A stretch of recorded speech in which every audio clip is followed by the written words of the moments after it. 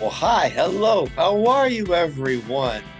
Welcome to today's exciting episode of Flashback with Wes Britton, where you get to hear me and my co host, Karina Kansas, interview stars, entertainment insiders, and entertainers from every variety from times past, present, and future. So kick back, enjoy this next hour, and thanks for stopping by. Hi, everybody. This is Wes Britton here, and I guess I should mention that was a song by our next guest, whose name is Elvin Bishop. Now, actually, I knew about Elvin long before Traveling Shoes, and the song that was a big hit for me a year after that, Fooled Around and Fell in Love, because he was a member of the original Paul Butterfield Blues Band. So I guess the very first time I heard Elvin Bishop was on Mean Old Walkin' Blues, the first song on that classic album. If you haven't heard that in a long time, pull it out, dust it off. It's one of the old chestnuts and nuggets of introducing the blues before the blues really kicked in and became popular. And that's one of the things we'll talk about way back then. We'll go through the 60s and 70s, and of course now, because Elvin has a brand new record out that's called Raising Hell Review. And I guess we'll get into some Raising Some Hell as we bring on the blues man himself, Elvin Bishop. Hi, howdy, Elvin. howdy. How's it going? I'm doing just great. How are you doing? Yeah, I'm just fine, man. No problems. Well, let's go all the way back in the day. How did you find the blues? What was your original schooling, and how did you hook up with Paul Butterfield? How did it all begin for you? Well, I grew up in Tulsa, Oklahoma, and I was I was born in 1942, so I'm talking about I was in high school in the 50s, and I was in on the first when rock and roll was born, because the first thing I remember, aside from country music, which was more soulful then than it is now, the best that a person could hope to do was How Much Is That Doggy in the Window and Frank Sinatra and like that, and that wasn't too exciting for a teenager. And then Elvis and Fats Domino and Chuck Berry and Jerry Lee Lewis came in, and the beginnings of rock and roll, and that was great. And we all loved it. But then I was fooling around late at night with this old radio I had, and I got a blues station, which in those days it was totally hardcore segregated in Oklahoma. You didn't have any contact with black people to speak of, and that was pretty much enforced. But they couldn't segregate the airwaves, and I heard this blues station. I heard Jimmy Reed and that high squealing harmonica coming through, I said, oh, man, this is great. This is where the good part of rock and roll is coming from. Then I went nuts for blues, and I found out that things were quite a bit cooler in Chicago, and that's where blues was really happening. So I went there at my first opportunity, and first day I was in Chicago, I met Paul Butterfield. He was a white guy sitting on some steps playing a guitar and drinking a quart of beer and playing blues. And we gravitated right together. Butterfield, at the time I met him, didn't hardly play any harp. He played guitar. When he picked up the harp, and within 6 months, he went straight to the stratosphere. He was just a natural genius on the harmonica. You had no argument from me with that. He was just one of the masters. And this was well before the blues invasion came along, and the Stones and the Yardbirds and all that kind of brought the blues to American youth. You guys were kind of in the world of your own, weren't you? Well, there weren't. There was this big, beautiful body of music, the blues, and there was a huge white public, and they had not, to any extent to speak of, ever come together to any degree at that time. And it was something that was overdue to take place, and I was lucky enough to be in the right place at the right time. And like you say, the British guys pretty much introduced blues to the general public, but I think the Butterfield Blues Band introduced it to musicians, to the white rock musicians, and that was our role, and we were lucky enough to be there with the kind of the right stuff to help deliver it. And you were in the right city because you had the opportunity to meet and work with a lot of the original masters, didn't you? I got a chance to hear all the great Chicago blues guys when they were in their prime. It really was the right place at the right time. Within a week of me getting to Chicago, I was 17.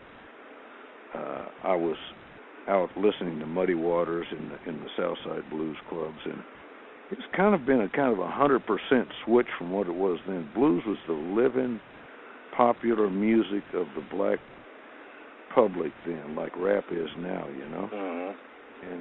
And there weren't any white people. Just maybe on fingers of one hand or two hands you could count them that were into it.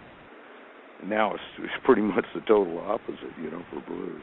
But the first blues band I ever heard was Muddy Waters, James Cotton, Otis Spann, Willie Big Eye Smith, Pat Hare on guitar, and a bass player. And I said, damn, these blues bands are pretty good. I thought they were all going to be like that, you know. So what made you guys decide to go ahead and do a band of your own? We were just crazy about the music, and these guys, you know, Muddy Waters and Little Walter and Howlin' Wolf and Magic Sam and guys like that were our heroes, and we wanted to be like them. You guys put out some pretty seminal albums. And the third one was that the Resurrection of Big Boy Crabshaw. That has a special relationship to you, doesn't it? I don't know. Butterfield named those albums, so whatever he was thinking about, I don't know. It was the last one I did with that. Well, I guess it wasn't the last one I did with that group, but it was the first one where I was the featured lead guitarist, I guess. Ah, well, out there on the net it says that name is a nickname that they used to give you. Yeah, that was not ever any of my doing either, so I can't explain that. Oh, it's just something Paul came up with, I guess, huh? Yeah. Okay. All right. Well, out of all those tracks that you played back in those days, were any favorites of yours that really kind of showcased your blues style? Gee, I don't know. That's been so long ago. Yeah. I don't even. Every time I listen to them, I'm surprised, and it's kind of interesting. Some of them hold up really well, it seems like, and some of them not so much. But that's to be expected, I guess. Well, so I guess it was about 67 or so. You guys, I guess, all decided to go your own separate ways and have your own separate ventures. Which way did you go? What was it you had in mind when you left the Butterfield Blues Band? It's just sort of a natural process, you know. That was a great apprenticeship. There's nothing I could have been doing that was better, because it kind of gave me some high standards to work with, you know. But one good thing about Butterfield was he wouldn't take no for an answer. He was going to get over with the crowd. He was going to communicate, and he was going to get a good reaction, and he just kept trying harder and harder till he got it, you know. And that's not a bad way to be. Try and give people their money's worth, you know what I mean? You asked me a question about was there any tune that I'll tell you, I did a record before Butterfield ever recorded. They recorded a thing with me, Butterfield, and James Cotton, just acoustic. And it's on this, came out on this record called Rare Gems. And I listened to that the other day, and it sounds good. Oh, so I'll have to track down. I don't think I've run across that one. Actually, I think Billy Boy Arnold was on there, too. And he and Butterfield and Cotton did a tune called Three Harp Boogie or something like that. It was really a knockout. And then Cotton and I did a tune called Annie's Been Digging My Potatoes and So Glad You're Mine. So, yeah, it's pretty good. Check it out if you get a chance. Yeah, I would like to.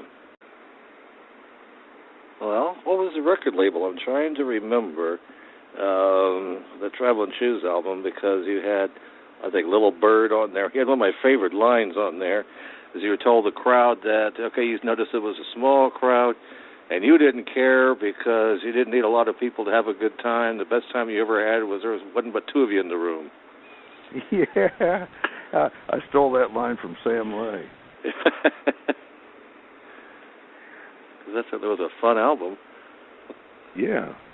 That was on Capricorn, I believe. That's it. I knew it was. Yeah, that's right, because you were running around with the Allman Brothers in those days, right? Right. So you actually got on stage and played with them. You weren't just two bands trading off there. Did you spend time with Dwayne and all those guys? At that time, our paths crossed a lot, and it was a jamming time, There was... During those days, I remember jamming with Dickie and Dwayne a lot, and Hendrix, and Clapton, and BB we'd all jam in New York City, and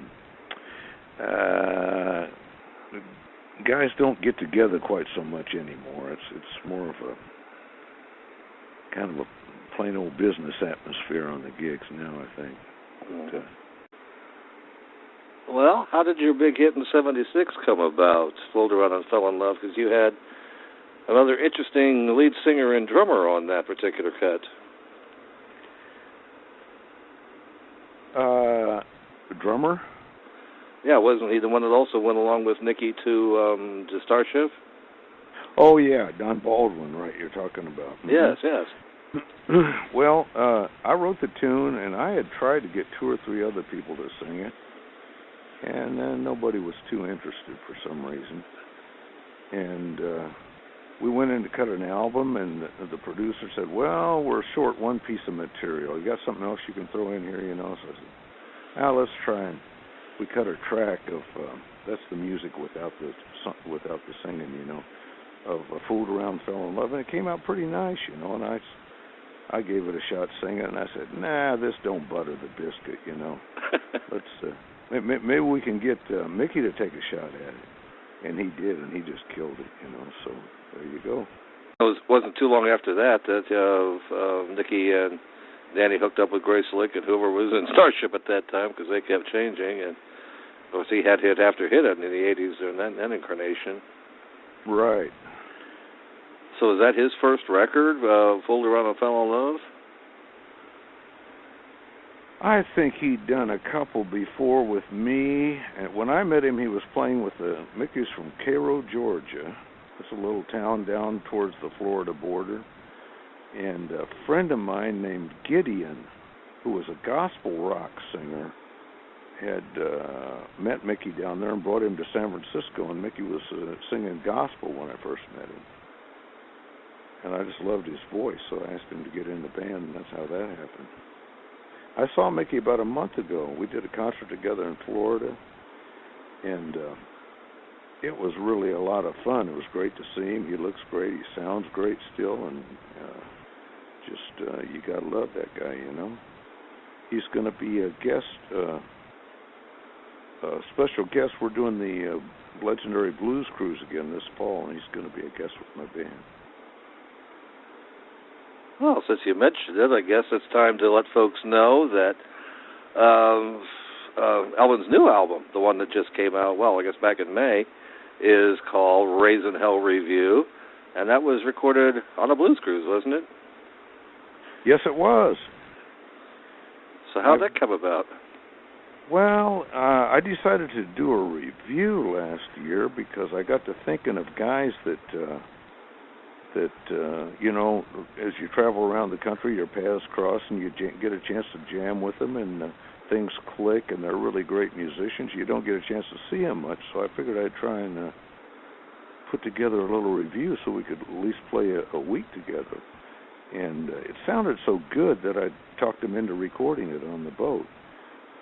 Finest Tasby is this great old blues singer. He's has just the right experience, and he just opens up his mouth and the blues comes out. He played bass with Freddie King. He played with Lowell Fulson, if you know who that is. Oh, sure. Percy Mayfield, Jimmy McCracklin. What do you want? It don't get no better than that. And he just picked up, I guess, something here and there from all of them, and he's just perfect the way he sings. And then John Namath is on there, and he's an up-and-coming, I guess they call him a blue-eyed soul singer, but he does blues as good as anybody, I think, and he's just an amazing talent. And Terry Hanks, sax player, he lives in Florida now. He's an amazing talent. he played with my band for about 10 years. He's got his own thing now, and he's got a new record coming out on Delta Grove. And then this Kid Anderson from Norway, just a killer world-class guitar player. And so it just all came together, and we had, I think, one rehearsal, just enough to try and avoid train wrecks and stuff, and kept it pretty fresh, and it came out real nice, you know, I think. In my opinion, it makes no difference because I'm not going to buy any of them, but... Well, of course, you don't do a lot of singing these days on your albums, but you've got one that I just love on the album that's called What the Hell Is Going On? How did that song come about? That one was squeezed out of me by life. It was I wrote that about 2000, maybe 1 or 2. It was my daughter was murdered. My mom had just died. My favorite uncle died. The Twin Towers thing had just happened. And that's what those words are all about. If you go back and listen to it again, it'll mean a little more to you, you know. It's just, what the hell is going on, you know? Most of the good old blues singers sang about their life. They sang something they really knew about, and that's something that really interested me. I thought it's great to hear this guy's take on life, you know. And I'm 68 now. I think it's about time for me to be doing that. Write about something that I know about, and maybe try to give the people something they can't get anywhere else, you know. The world has heard Got My Mojo Working and Stormy Monday Blues enough times. They don't need to hear that from me. They need to hear something that maybe I can tell them that they haven't heard before. And that certainly would include, you know, what the hell is going on. Well, Elvin, you were saying a bit earlier that you're planning to do another one of those blues cruises. What else have you got in the pipeline here? Any studio recordings, any touring? What can folks look forward to from Elvin Bishop? I'll be doing a studio recording next. I'm at the stage now where I'm attempting to try to begin to start sneaking up on maybe giving a shot at writing some of the tunes. I got some sort of vague, distant notions of what I want to do, but I'm just going to let it take its time and try and just do it as good as I can. We're real busy this summer. We're going to Spain, Belgium, Norway, New York, East Coast about 3 different times, I think, Oklahoma and Arkansas, all the important places, you know. Well, they're important if you live in Oklahoma or Arkansas. That's right. Oh, for sure. All right, well, I guess at this point I got to just say, Elvin, I think we hit on a lot of interesting things in the past, present, and the future. Well, we hope you enjoyed that episode. Don't forget that all past shows are archived on the Artist First Radio Network. And join us next week for another exciting episode of Flashback.